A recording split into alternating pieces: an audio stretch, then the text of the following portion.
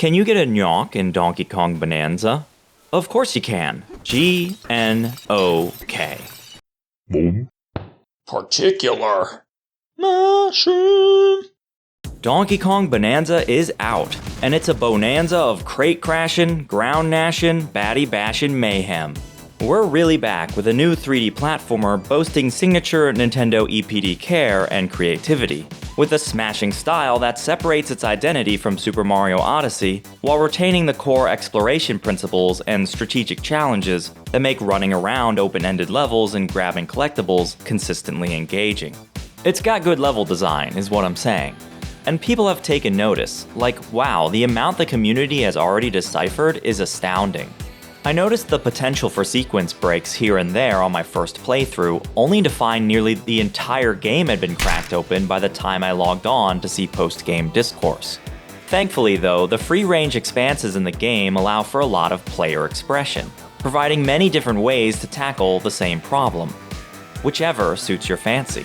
So instead of trying to beat the trends just to be outdated yesterday, we'll instead shifty stone the focus of this video to cover some of my favorite maneuvers while answering a particular question.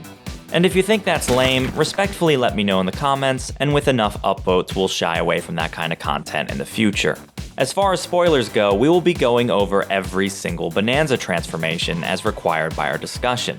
However, there will be zilch endgame story spoilers in here. I highly recommend this game and experiencing the story yourself, but if you choose to stick around this video, there will be plenty of surprises left. So let's bring up that question. One of the things that was clearly on people's mind during a first playthrough was, can you skip those pesky Bonanza transformations? There's a layer called the Divide that forks into two paths, allowing you to choose which layer to tackle next. The Frosty Freezer layer or the Flourishing Forest layer. Either option though, and the game redirects you to complete the other level soon after. But what's curious is both layers drop you down into the junction. The boss is waiting on the other side. The only reason we have to go back is because of this seemingly impassable gap. If there was just a way to get across, then the other layer could be skipped entirely, which also skips a Bonanza form. I'm sure you can guess by now there's a solution, but interestingly there are multiple ways to do this, due to Donkey Kong's wildly varied skill set. If you picked the Forest layer earlier, you can glide over the gap with Ostrich Bonanza. If you're feeling a more constructive answer, you could craft a bridge of dirt to fill in the gap. Or perhaps you just make a tricky jump to the other Terravoider and break it, which completes the highway. It's your choice, and that's great. Players adore choice in games, but I find players like it even more when that choice allows you to skip stuff. An out of bounds glitch is cool, but it's really cool when it skips an entire area in the game. Bonanza provides creative opportunity in copious amounts here, not just for sequence breaks, but for hundreds of Banandium Gems, the main collectible, throughout the game. Yeah, this is clearly the intended way to grab this banana. But how about I just punch through the ground and carve my own path instead? And then having a skill tree, which you progress by obtaining the Banandium, allows even more expression. Nintendo is really starting to figure out this open-ended, smorgasbord, eat-your-own-way style gameplay. But there's still something that doesn't quite make sense. For all the skips, sequence breaks, and other funky stuff in the game, there are still two Bonanzas that no one has figured out how to skip. Maybe those blockers will be shredded sometime in the future, but it doesn't seem likely. And regardless of if that happens, these two Bonanza forms are color-coded as required, while at the same time the devs knew some were skippable. The game will actually acknowledge some of the skips you can perform. But why? Why would they explicitly allow for skipping one, but not all? This is the question I want to answer today. So let's start this discussion with Ingot Isle. Don't worry, I'm not going to recount the entire game step by step, but before getting your bare feet wet on this theory, we should quickly familiarize ourselves with the mechanics of the game to see how people are blazing new trails in the first place. DK, of course, has the tried and true jump ability, but being more hands-on than Mario, has 3 individual punch moves: up punch, down punch, and forward punch. Using these sultry swings, we can crumble to dust nearly any wall or floor in the game. There are some materials we can never break, usually some sort of metal. Neptunite? Oh, I get it, cause there's tunes on it, haha. But besides these materials, walls are a suggestion most of the time, not a mandate. Dig out the conveyor belt to slink under the grate? Nah, let's simply punch around it. But what really opens up DK's flexibility is the grab move. Once you have a chunk of rock, your moveset doubles.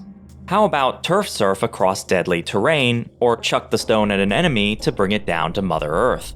But then each type of stone you grab has unique properties. Regular old stone can be swung around to break otherwise impenetrable concrete, while soft materials, primately dirt, will re-amalgamate to any surface it touches. This last play digs up a whole bunch of possibilities. Sure, we can't climb on slippery iron, but we can stick dirt to it, allowing for a Frankenstein stepway anywhere we like. As long as we are not physically blocked from our destination, any wall, no matter how tall, can be climbed with serious enough gall. We can use this strat to reach the top of Ingot Isle before rescuing the odd rock. But then, unfortunately, we do get stuck. This buried bone bum is holding the key to the next area, and won't reanimate unless we bring the odd rock along.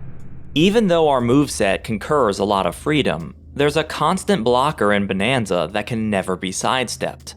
We can only travel from one sublayer to the next through designated sinkholes.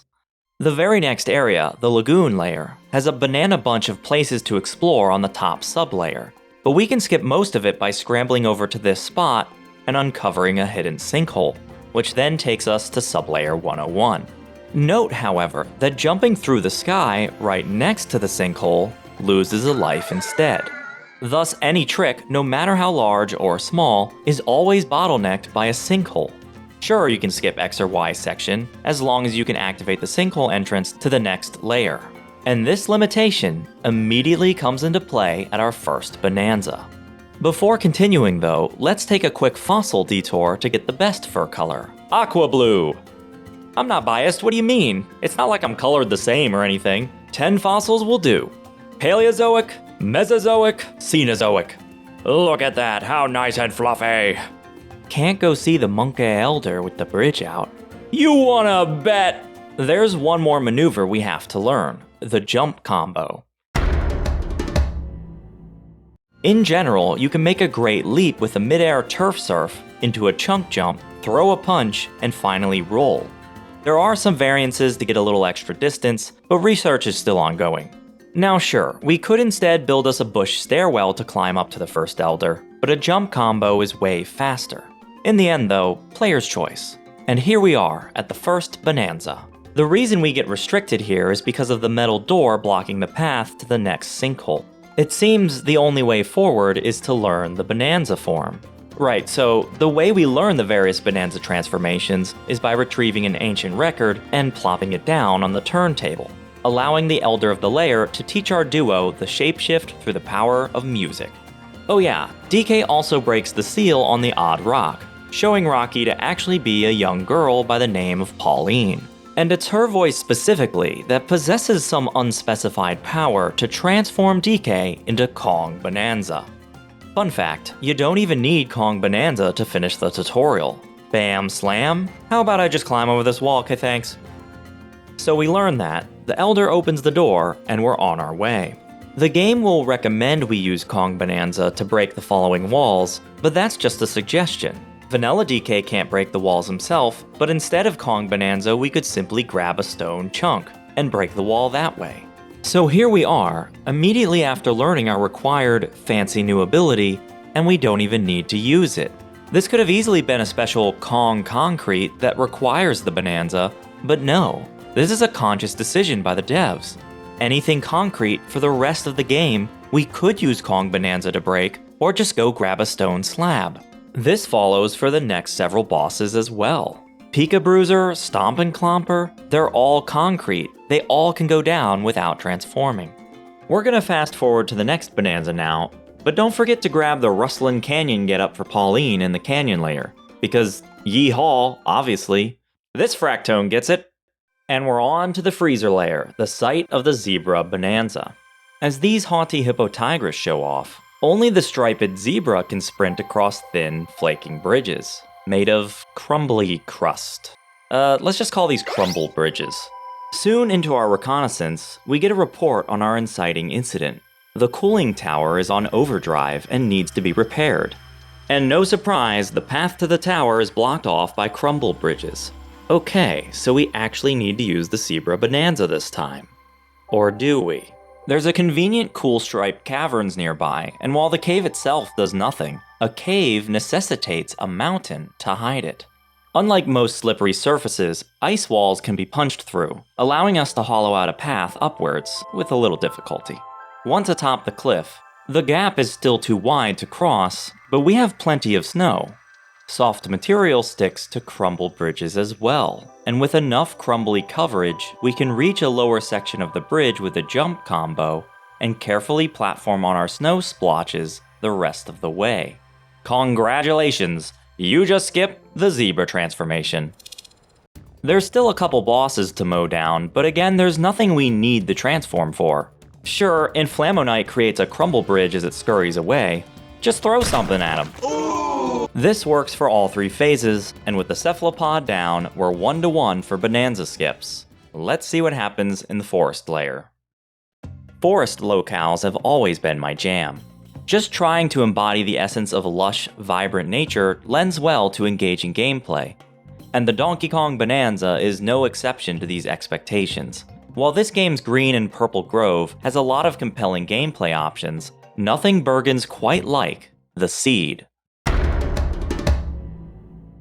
Throwing one of these cute little buttons onto a smidge of wood blossoms it into an extendo creeping vine. This entices many fun platforming maneuvers. In addition, as a grabbable item, much like an ancient record, the seed is indestructible.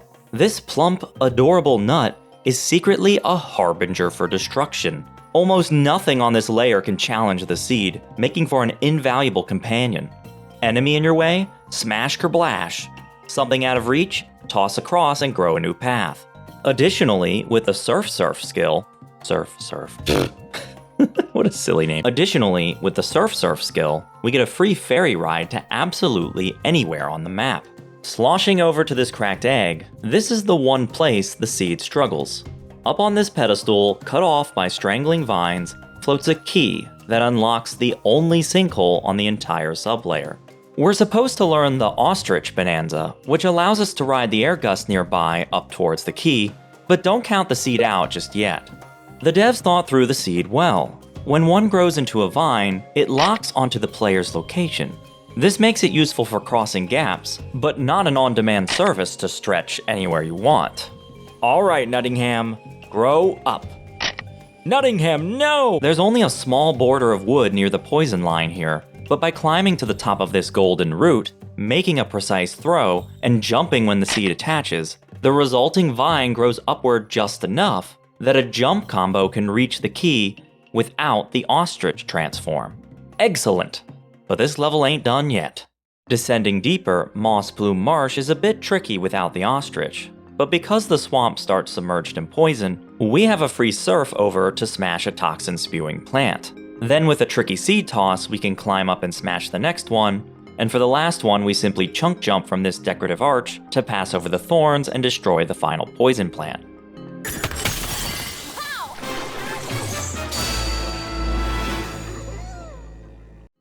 Oop, there goes our seed. We'll see it down there. Hey, wait a second now, that's not... We carnage our way through the final sublayer, and the boss here is rather interesting. The sharply named Abracadabra has several flowering tendrils scattered across the map. The fight is clearly designed with the ostrich flight in mind, with long, stretched distances and myriad of fans in strategic locations. Glide over to the boss and take it out. Except, what does the Abracadabra do? It shoots out long, snaking vines that you can easily traverse across with a vanilla DK, and take it out that way instead. What? We cheesed Inflamonite, but this VIP access vine is in direct opposition to the philosophy of the ostrich Bonanza, which doesn't need to use the vines at all. Crossing the vines feels like the intended solution, while using the ostrich feels like the cheese. It's not just me, right? We've got ourselves another design contradiction. Our next contradiction is far worse. Oh, but don't forget the poison-proof pants to secure the look. That's what you call color coordination.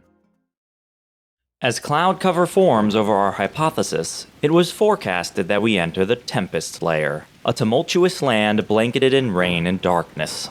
Seeking shelter from the storm, we brush against the main adversary for the stage, the sinister Blusterwing. This fight acts as a tutorial of sorts. Weigh down the two wings and Golbat will collapse on the floor. Get it, DK, smash! The Blusterwing then makes an escape. We'll see it later. And we drop into the floor below. Here in Hot Shower Cave, we are supposed to hunt for the ancient record pieces to get the elephant Bonanza. Again though, the entrance to the next sublayer is guarded by one of those locked contraptions. If we were just to grab the associated floating key, we skip the whole sublayer again. But this time, the Curious Curio is trapped inside a windy vortex. It should be possible to sneak in there and grab it, but no matter what I tried, no matter what anyone's tried, no one can seem to grab this key. It's unfortunate, but you must get the elephant Bonanza so you can use the suction ability to drag the key outside the vortex, unlocking the path to the next sublayer. Then we face off with the Blusterwing again. This time, the gloop is moltenized, because the devs want you to suck up the hazard with the elephant Bonanza and return to sender. But guess what? The purple cyclone move randomly drops stone cubes. So immediately after we were forced to use the elephant Bonanza, we had another opportunity to use the new form, and the game gives us an out this time. Huh? But the Blusterwing escapes yet again. We have one more squall ahead. This platforming looks like we have to use the elephant again, but every single one of these obstacles can be skipped as regular DK. This section stumped me for a bit. It looks like you need elephant Bonanza to store a bunch of liftoff ore, as one is not enough to rise to Stormy Station.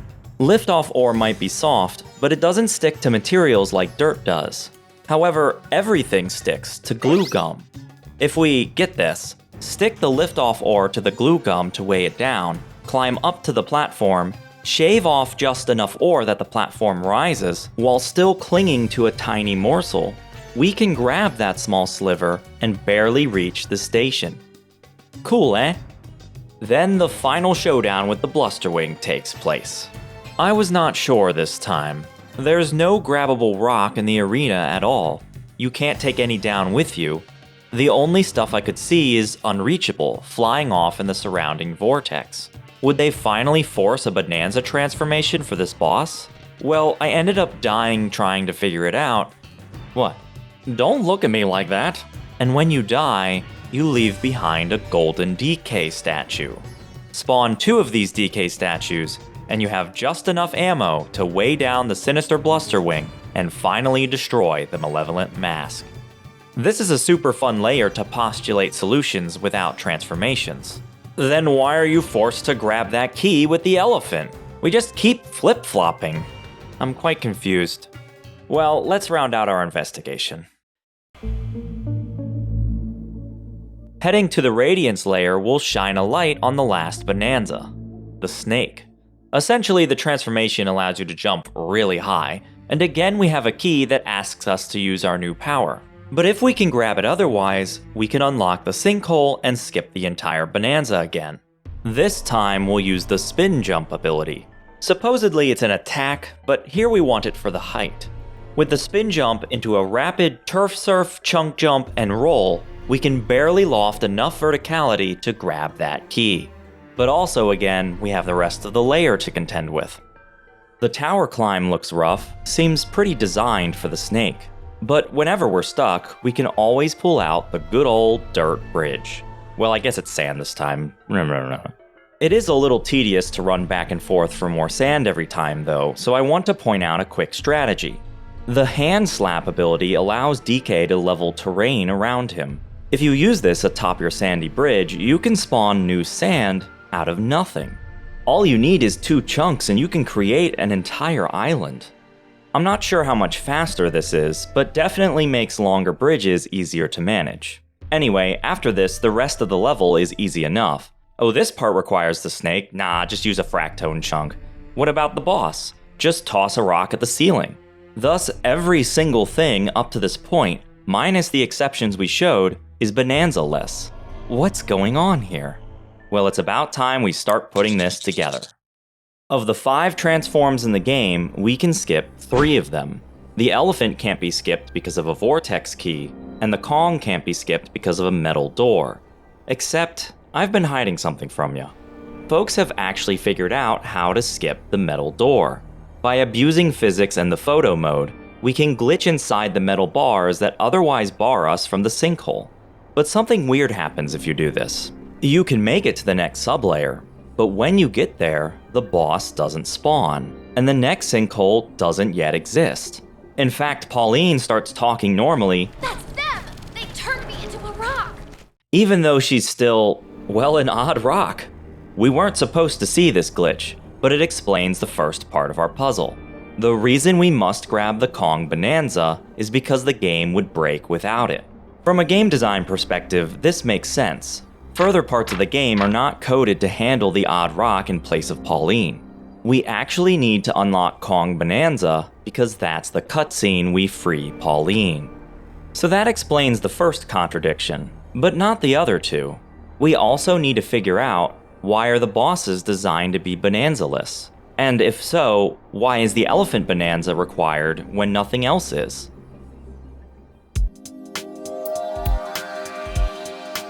There are plenty of optional objectives in the game that require transformations. Throughout the subterranean world, you'll find many challenge courses, special triangular ruins that transport you to an otherworldly dimension to tackle curated jungle gyms centered around a certain gimmick. These are my favorite parts of the game, by the way. There's always a specific skill set being nurtured here, whether a puzzle or speedrun or raw platforming. But the ice shave on top is that every single challenge area has a secret hidden banana, which is easily the most fun of the bunch. My favorite challenge has to go to the seed room. Did I mention I like the seeds? Anyway, some of these portals require a certain Bonanza transformation just to be able to enter, locking you into a trial surrounding that specific Bonanza. Inside these special zones, you can't switch Bonanzas and you can't lose Banergy. Wait, say that again. That again. No, the other thing. No, the other thing. No, what you said before when you Banergy. Therein lies the answer. Therein lies the answer. In order to use a Bonanza transformation, you first have to charge your Banergy by collecting gold. Honestly, it's pretty trivial. I've nearly always had enough to transform when I wanted to, and if not, I was 90% of the way there and took all of a couple second detour. However, Nintendo likes things to be foolproof, especially nowadays. If there's even a possibility, a smidgen, that someone could get stuck in a segment without enough energy to continue, they had to put in a failsafe to make sure the player doesn't get frustrated. In the overworld, the solution is simply a melon. Wait, it has little bananas on it, are you kidding me? Melons restore your Banergy to full, so you can always transform for the required section. But you can't just plop down a melon in the middle of a boss arena. That's a total hype train derailment. How am I supposed to take the sinister Blusterwing seriously if there's a magical regenerating melon giving me winky faces every 2 seconds?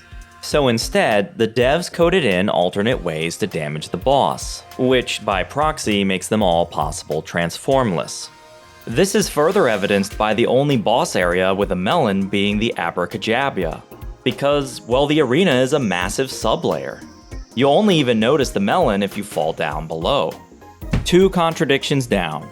This makes sense to me so far, but that really makes the Elephant Bonanza stick out. This transform doesn't have any special events or requirements associated with it. If we could grab the one singular key, we don't need the Bonanza for anything else. If the devs allowed us to skip the other 3 Bonanzas, why not this one also? Well, I can't confirm for sure, but I think I have it on the gold money.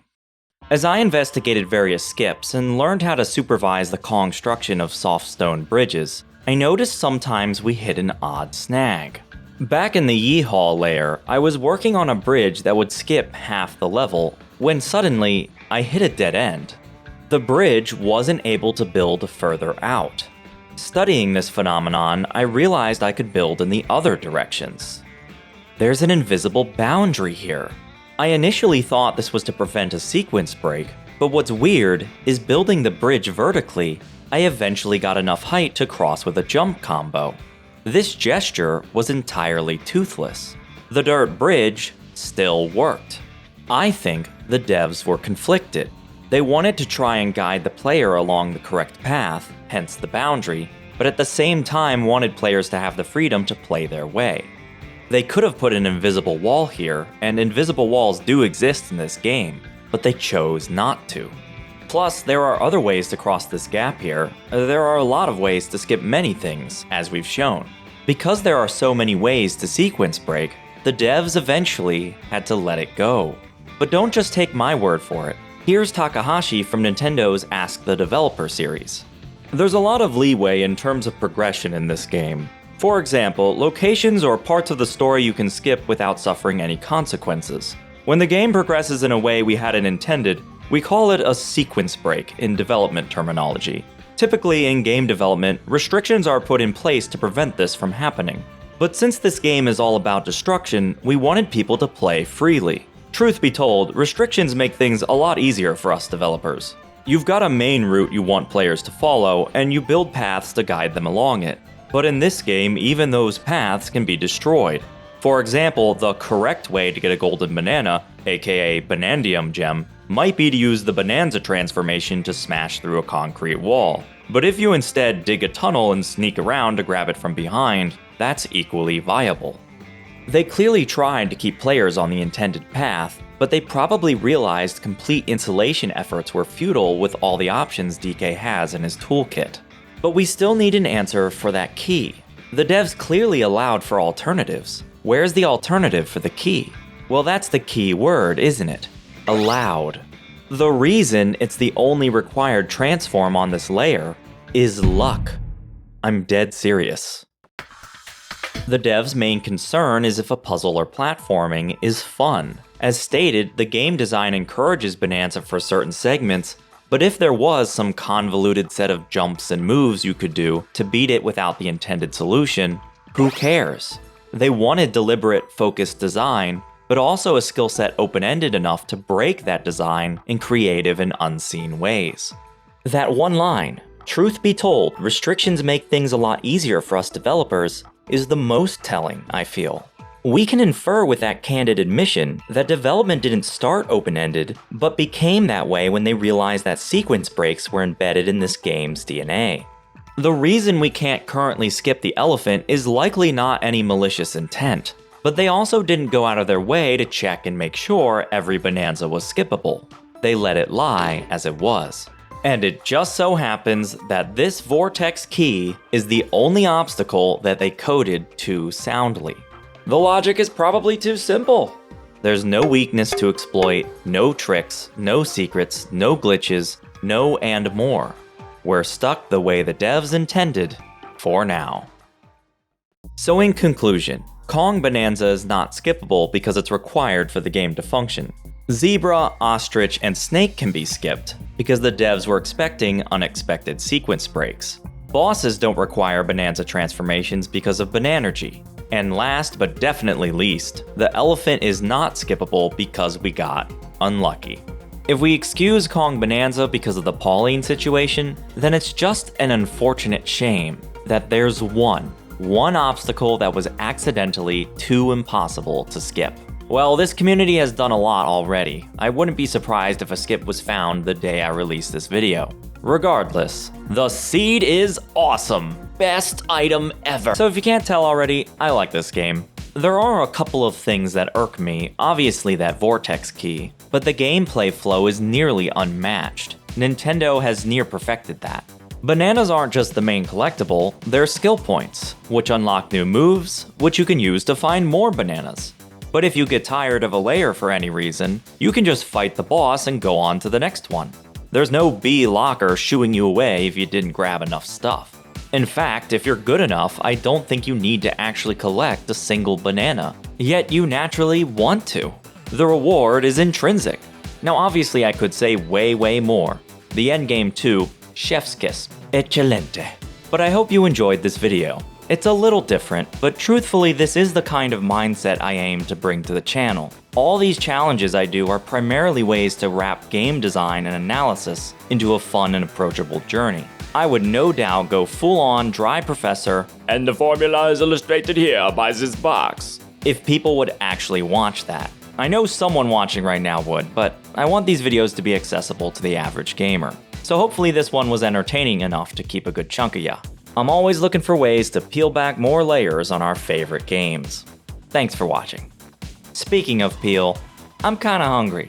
I could use a big, juicy red apple right now for absolutely no particular reason. None at all. No correlation to the game I've been playing the entire month.